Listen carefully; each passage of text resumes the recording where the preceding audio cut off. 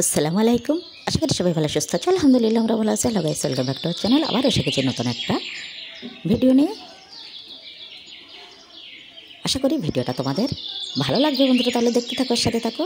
প্রথমে দেখো আমি উনানে কড়াই বসিয়ে দিলাম। কড়াই দিয়ে দিলাম অল্প পরিমাণে জল। জলের মধ্যে দিয়ে দিলাম লবণ আর কাঁচা ও পাকা বেশ কিছুটা লঙ্কা আর কিছু পেঁয়াজ কুচি।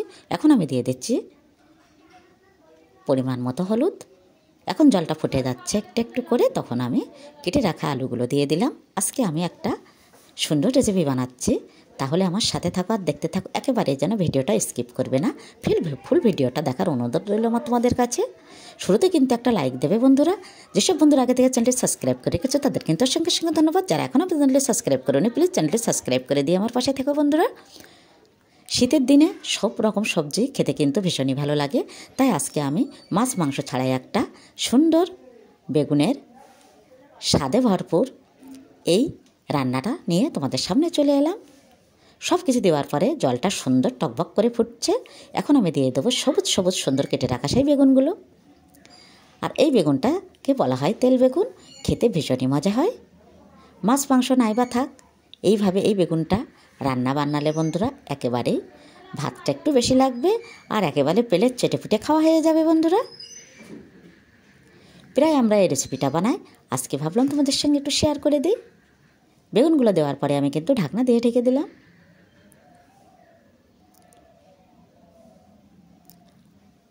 আরও কত রকমের আজকে রান্না বানাবো বন্ধুরা, তার জন্য একটু বাটনা করে নেওয়া হচ্ছে। এক ভাগে রান্নায় তো আর চলে না, সব কিছু দেখাতে গেলে কিন্তু ভিডিওটা অনেকটাই বড় হয়ে যায়।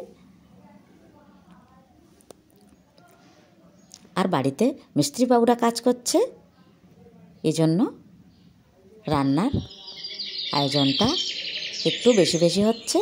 আর 2-3 ভাগে তো রান্না বানাতেই হয়। সুন্দর সুন্দর সবুজ সবুজ গাছগুলো তোমাদের সঙ্গে ফাঁকে একটু দেখিয়ে দিচ্ছি। এখন ঢাকনাটা খুলে একটু সুন্দর করে বেগুন আলুটাকে নাড়িয়ে নেব।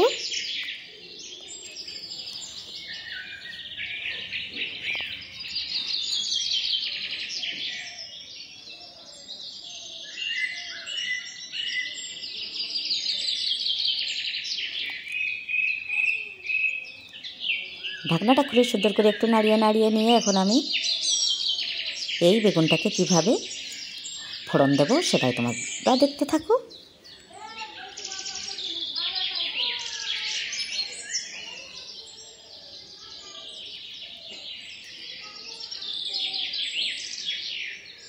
যেহেতু মিস্ত্রি বাবুরা বাড়িতে কাজ করছে, তাই হাজব্যান্ড দেয়াল পাইপগুলো নিয়ে এলো। আগের পাইপগুলো নষ্ট হয়ে গেছে, এই জন্য এগুলো আবার নতুন করে লাগাতে হবে। একেবারেই বেগুন আর আলুটা আমি সুন্দর করে কিন্তু একটু ঘেটিয়ে নিয়েছি। আর এই বেটে রাখা মশলা থেকে আমি একটু রসুন ও লাল লাল পাকা লঙ্কা তেলের মধ্যে দিয়ে দেব। অন্য কড়াই বেগুন আলুটা ঢেলে নিয়ে আমি আবারও কড়াইয়ে পরিমাণ মতো দিয়ে দিচ্ছি সরিষার তেল। এখন দিয়ে দেব সেই বাটা মশলা। বাটা মশলার মধ্যে কিন্তু এখানে শুধুমাত্র লাল লাল পাকা লঙ্কা আর আছে কিছু রসুন বাটা। একটু লাল লাল হয়ে গেলেই কিন্তু আমি বেগুন আলুটা দিয়ে দেব। সুন্দর করে আমার তেল বেগুন কিন্তু একেবারেই রেডি। আবারও দেখা হচ্ছে নতুন কোনো ভিডিওর সাথে। ততক্ষণে আমার সব বন্ধুরা ভালো সুস্থ থেকো। আবারও দেখা হচ্ছে নতুন কোনো ভিডিওর সাথে। একেবারেই আমার তেল বেগুন রেডি। মাছ মাংস নাইবা থাক, তবু এই সুন্দর রেসিপিটা তোমরা বানিয়ে খাবে, অবশ্যই ভালো লাগবে। আল্লাহ হাফেজ।